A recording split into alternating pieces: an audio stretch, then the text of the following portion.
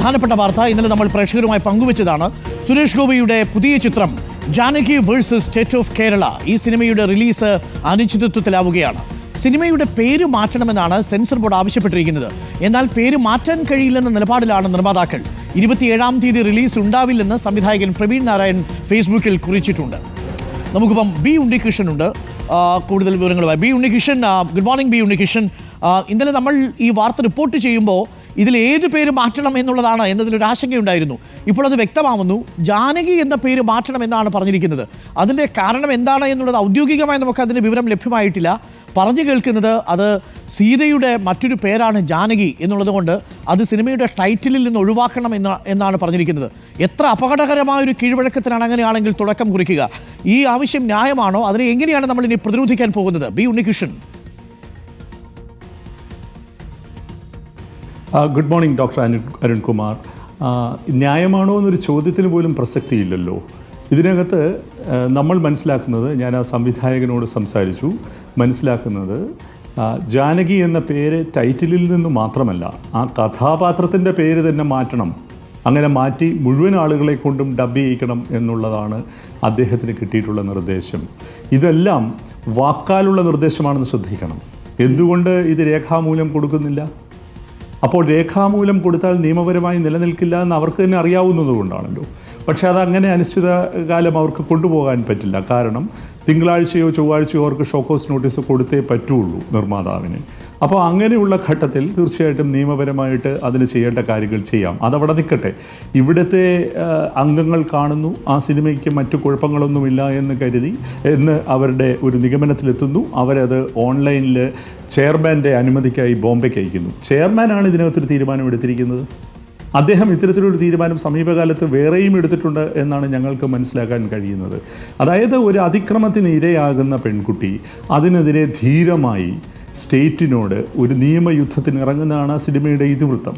അപ്പോൾ ജാനകി എന്നുള്ള പേരുള്ള ഒരു കഥാപാത്രത്തിന് അത്തരത്തിലെ ഒരു അതിക്രമം ഉണ്ടാകരുത്, ഉണ്ടായതായി ചിത്രീകരിക്കരുത് എന്ന് പറയുന്ന വിധം അസംബന്ധമായ ഒരു നിലപാടിലേക്ക് സെൻസർ ബോർഡ് അല്ലെങ്കിൽ central board of film certification പോകുന്നു എന്നുള്ളത് ഫിലിം മേക്കേഴ്സിനാകെ, ചലച്ചിത്ര സംവിധായകർക്ക്, എഴുത്തുകാർക്ക് എല്ലാം വലിയ പ്രതിസന്ധിയാണ് സൃഷ്ടിക്കാൻ പോകുന്നത്.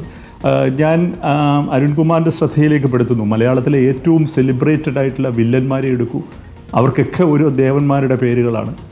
നമുക്കറിയാം, പത്രം എന്ന സിനിമയിലെ രഞ്ജി പണിക്കരുടെ ഏറ്റവും വളരെയധികം സെലിബ്രേറ്റ് ചെയ്യപ്പെട്ടൊരു വില്ലനാണ് NF വർഗീസ് അവതരിപ്പിച്ച വിശ്വനാഥൻ. അദ്ദേഹം പറയുന്നുണ്ട്, ഇത് കൊച്ചിയാണ്, വിശ്വനാഥൻ്റെ കൊച്ചി. ഇനി നമുക്കങ്ങനെ ഒരു വാചകം എഴുതാൻ പറ്റുമോ? അങ്ങനെ ഒരു കഥാപാത്രത്തിന് നാമകരണം ചെയ്യാൻ പറ്റുമോ? നമുക്ക് ഇവിടെ ഒരാളെ നാമകരണം ചെയ്യുമ്പോൾ നമുക്ക് കിട്ടുന്ന നാമങ്ങൾ അത് ഒരു ഹിന്ദുവാണ് എന്നുണ്ടെങ്കിൽ അതെല്ലാം ഒരു ദേവൻ്റെയോ ദേവിയുടെയോ ആയിരിക്കും. ഞാൻ പെട്ടെന്ന് അരുൺകുമാറിന്റെ ശ്രദ്ധയിലേക്ക് താങ്കളുടെ പേര് തന്നെ താങ്കൾക്ക് സിനിമയിൽ ഒരു കഥാപാത്രത്തിലിടാൻ പറ്റില്ലല്ലോ. അല്ല, അതാണ് ഞാൻ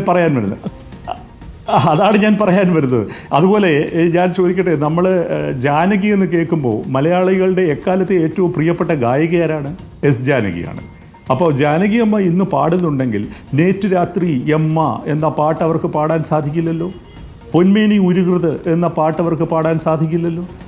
അവർ ഭക്തിഗാനം മാത്രം പാടണമെന്ന് പറയൂ. എന്ത് തരത്തിലുള്ളൊരു ലോകത്തിലേക്കാണ് നമ്മൾ പോകുന്നത്? പിന്നെ ഏറ്റവും ശ്രദ്ധേയമായ കാര്യം, ഇതിനകത്തെ നായകൻ സുരേഷ് ഗോപിയാണ്. അദ്ദേഹത്തോട് ഞാൻ സംസാരിച്ചു ഇന്നലെ രാത്രി ഞങ്ങളൊരു ചടങ്ങിലുണ്ടായിരുന്നു. അപ്പോൾ ഞാൻ ഈ വിവരം അറിഞ്ഞിരുന്നില്ല. അതിനുശേഷം അദ്ദേഹത്തോട് ഞാൻ ഫോണിൽ സംസാരിച്ചു. അദ്ദേഹം എന്നോട് അദ്ദേഹത്തിൻ്റെ നിസ്സഹായാവസ്ഥയാണ് പറയുന്നത്. അപ്പോൾ ഇത് എനിക്ക് തോന്നുന്നില്ല ഒരു വലിയ രീതിയിൽ ചർച്ച ചെയ്തെടുത്ത തീരുമാനമാണോ എന്നെനിക്കറിയില്ല. ഒരാൾ അദ്ദേഹത്തിൻ്റെ വിശ്വാസം, അത് എന്ത് തരത്തിലുള്ള വിശ്വാസവും ആവട്ടെ, അദ്ദേഹത്തിൻ്റെ മതപരമായിട്ടുള്ള നിലപാടായിരിക്കാം, അല്ലെങ്കിൽ പ്രത്യയശാസ്ത്രപരമായിട്ടുള്ള നിലപാടായിരിക്കാം, എന്തായാലും ഇത് സിനിമാ പ്രവർത്തകർക്ക് വലിയ അത്യന്തം അപകടകരമായ നീക്കമാണ്. ബി ഉണ്ണികൃഷ്ണൻ, രണ്ട് കാര്യങ്ങൾ. ഒന്ന്, ഇപ്പോൾ എമ്പുരാൻ സിനിമയുടെ കാര്യത്തിൽ ഒരു തരത്തിലുള്ള സെൻസർ ബോർഡ് സർട്ടിഫിക്കറ്റിന് നിർബന്ധവും ഇല്ലാതെ തന്നെ ആ സിനിമ പിന്നീട് റീസെൻസറിങ്ങിന് അഥവാ വിധേയമാവുന്നൊരു സാഹചര്യം ഉണ്ടാവുന്നു. നമ്മൾ കണ്ടതാണ്. റീസർട്ടിഫിക്കേഷൻ നടക്കുന്നൊരു സാഹചര്യം ഉണ്ടാവുന്നു. അത് ഒരു തരത്തിലുള്ള നിയമപരമായ സമ്മർദ്ദവും ഇല്ലാതെയാണെന്ന് ഓർമ്മിക്കണം. ഇവിടെ വീണ്ടും ജാനകി എന്ന സിനിമയ്ക്കും ആ അർത്ഥത്തിൽ എഴുതി കൊടുക്കാതെ, അത്തരത്തിലൊരു ഷോക്കോയ്സ് കൊടുക്കാതെ വാക്കാൽ അങ്ങനെ പറഞ്ഞ് നിഷേധിക്കുന്നു. അതൊരു പക്ഷേ നിയമപരമായി ഇനി വന്നേക്കാം. അപ്പോൾ ഇവിടെ എന്താണ് സംഭവിക്കുന്നത്? എന്താണ് ആവിഷ്കാര സ്വാതന്ത്ര്യം ഇനി നമ്മുടെ നാട്ടിൽ ബാക്കി നിൽക്കുന്നത്? ആവിഷ്കാര സ്വാതന്ത്ര്യം എന്നുള്ള വാക്ക് തന്നെ നമുക്കിപ്പോൾ പറയാൻ പറ്റുമോ എന്നുള്ളത് സംശയമാണ്. എമ്പുരാൻ്റെ കാര്യത്തിനകത്ത് ഞാൻ പറയുന്നത് ആ വിവാദത്തിന് എന്തെങ്കിലും അതിനകത്ത് ആ വിവാദത്തിന് അർത്ഥമുണ്ട് എന്നല്ല ഞാൻ പറയുന്നത്. അതിനകത്തൊരു റെഫറൻസ് അവർക്ക് പോയിന്റ് ചെയ്യാനുണ്ട്. ഇങ്ങനൊരു റെഫറൻസ് ഉള്ളത് കൊണ്ട് ഞങ്ങൾക്ക് എതിർപ്പുണ്ട് എന്നൊരു വിഭാഗത്തിന് വേണമെങ്കിൽ വാദിക്കാം. ഇവിടെ എന്താണുള്ളത്? ഇവിടെ അവർക്ക് വാദിക്കാൻ എന്താണുള്ളത്? ഞാനൊന്ന് അങ്ങയുടെ ശ്രദ്ധയിലേക്ക് കൊണ്ടുവരട്ടെ. തൻ്റെ ഭർത്താവ് തന്നോട് കാണിച്ച അനീതിയോട് മാത്രമല്ല, ഒരു സ്റ്റേറ്റ്, ഒരു ഭരണകൂടം തന്നോട് കാണിച്ച അനീതിക്കെതിരെയാണ് പാവയോ ഇവൾ എന്ന് പറഞ്ഞ് കുമാരനാശാൻ്റെ സീത സംസാരിച്ചത്. എന്താണ് ആ കവിതയുടെ ടൈറ്റിൽ? ചിന്താവിഷ്ടയായ സീതയാണ്. ഞാൻ ചോദിക്കുന്ന, പുതിയ കാലത്ത് ചിന്താവിഷ്ടയാവാൻ സീതയ്ക്ക് അവകാശമുണ്ടോ? ആ ഒരു ചോദ്യമല്ലേ നമ്മുടെ മുമ്പിലേക്ക് ഉയരുന്നത്. ഇത് നിയമപരമായി ഇതിനെ പ്രതിരോധിക്കും ഉറപ്പായിട്ടും. പക്ഷേ ഇത്തരത്തിലുള്ള നിലപാടാണ് പോകുന്നതെങ്കിൽ ഞാൻ താങ്കളോട് പറയാൻ ആഗ്രഹിക്കുന്നു, ഞങ്ങൾ ഒന്നടങ്കം പ്രത്യക്ഷ സമരത്തിലേക്ക് പോകാൻ വരെ ഞങ്ങൾ തയ്യാറാണ്. തീർച്ചയായിട്ടും വേണം. അതിനുള്ള പൂർണ്ണമായ പിന്തുണ നമ്മളടക്കമുള്ള മാധ്യമ സമൂഹത്തിൽ നിന്ന് നിങ്ങൾക്ക് കിട്ടുകയും ചെയ്യും. ഒന്ന് ആലോചിച്ച് നോക്കി, ഇപ്പോൾ നമ്മളിപ്പോൾ ക്രൈം ഒരു പരിപാടി ഇവിടെ ചെയ്യുന്നുണ്ട്. അപ്പോൾ ആ ക്രൈം എന്ന പരിപാടിയിൽ ഒരു നായകൻ്റെ പേര്, ഒരു ക്രിമിനൽ ഏതെങ്കിലും ഒരു ദൈവത്തിൻ്റെ പേരിട്ട് വന്നിരിക്കുന്ന ആളാണെങ്കിൽ നമുക്കിത് നാളെ വാർത്ത പോലും കൊടുക്കാൻ പറ്റാത്ത സാഹചര്യമാവുമല്ലോ ബി ഉണ്ണികൃഷ്ണൻ. അതുപോലെ ഇവർ ചിന്തിക്കേണ്ട വേറൊരു കാര്യം, എന്നാൽ ദൈവത്തിൻ്റെ പേരുള്ള ആളുകൾ ഇനി മേലാൽ ക്രൈം ചെയ്യില്ലെന്നും ക്രൈമിന് വിധേയരാവില്ലെന്നും ഉറപ്പുവരുത്തുവാനുള്ള എന്തെങ്കിലും ഒരു ക്രമസമാധാനപരമായ ലോ ആൻഡ് ഓർഡർ സിറ്റുവേഷൻ ഇവിടെ ഉണ്ടാക്കാൻ പറ്റുമോ? ഇവർക്ക് ഉറപ്പുവരുത്താൻ പറ്റുമോ? ദൈവത്തിൻ്റെയോ ദേവിയുടെയോ പേരുള്ള ഒരു സ്ത്രീ നാളെ ഒരു അതിക്രമത്തിനും വിധേയാവില്ലെന്ന്? ഇത് അങ്ങേറ്റത്തെ അസംബന്ധമാണ് ബി ഉണ്ണികൃഷ്ണൻ. എന്തായാലും അങ്ങയുടെ നിലപാടിനോട് നമ്മൾ പൂർണ്ണമായും യോജിക്കുന്നു. തീർച്ചയായിട്ടും ഇതിനെതിരെ പൊതുസമൂഹത്തിൻ്റെ ഒരു ജാഗ്രത ഉണ്ടാകേണ്ടതാണ്. താങ്ക് യു ബി ഉണ്ണികൃഷ്ണൻ ഈ വിഷയത്തിൽ നിലപാടെടുത്തതിന്. ബി ഉണ്ണികൃഷ്ണൻ പറഞ്ഞതനുസരിച്ച് ഇതേ നിലപാടുമായി മുന്നോട്ട് പോവുകയാണെങ്കിൽ പ്രത്യക്ഷ സമരത്തിന് ചലച്ചിത്ര സംഘടനകൾ ഇറങ്ങും എന്നുള്ള മുന്നറിയിപ്പാണ് ഇപ്പോൾ നൽകിയിരിക്കുന്നത്. തീർച്ചയായിട്ടും ഈ സിനിമയിൽ സുരേഷ് ഗോപിയുടെ ആ സിനിമയുടെ അണിയറ പ്രവർത്തകർക്കൊപ്പം നമ്മൾ നിലപാട് ഉറപ്പിക്കേണ്ടത് ആവശ്യമാണ്. ഇങ്ങനെ പോയാൽ ഇത് എവിടെ ചെന്ന് അവസാനിക്കും എന്നുള്ളതാണല്ലോ ഒരു ചോദ്യം. ബി ഉണ്ണികൃഷ്ണൻ ചോദിക്കുന്ന പോലെ നമ്മുടെ സീതയ്ക്ക് ചിന്തയാവിഷ്ടയാവാൻ കഴിയുമോ എന്നുള്ളതാണ് ചോദ്യം. സീതയ്ക്ക് വേണ്ടിയിട്ട് സീതയ്ക്ക് രാമനോട് ചോദ്യങ്ങൾ ചോദിക്കാൻ കഴിയുമോ എന്നുള്ളൊരു വളരെ പ്രധാനപ്പെട്ട ചോദ്യമുണ്ടല്ലോ. ഇതെങ്ങനെയാണ് ഇതിന് മറുപടി നൽകുക? ഗാന്ധാരിക്ക് നാളെ ശ്രീകൃഷ്ണനോട് ചോദ്യങ്ങൾ ചോദിക്കാൻ കഴിയുമോ? ഇവരൊക്കെ ഇത് പോയി ഇത് എങ്ങോട്ടാ പോകുന്നത് എന്നുള്ളതാണ്. ഒന്ന് ആലോചിച്ച് നോക്കി.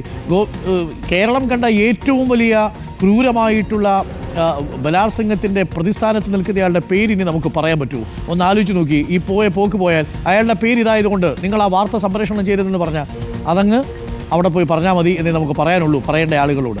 അപ്പോൾ അതുകൊണ്ട് തീർച്ചയായിട്ടും കേരളത്തിൻ്റെ പൊതുസമൂഹം ഇതിനെതിരെ ഉയരുക എന്നുള്ളതാണ്, അവരുണരുക എന്നുള്ളതാണ്. ഇത്തരത്തിലുള്ള നീക്കങ്ങൾ അങ്ങേയറ്റം അപകടകരമാണ്. പ്രതിലോമകരം എന്ന് പറഞ്ഞാൽ മാത്രം പോരാ, മഠയത്തരമാണ്, വിഡ്ഢിത്തമാണ്, ശുദ്ധ അസംബന്ധമാണ്. നമുക്കൊരു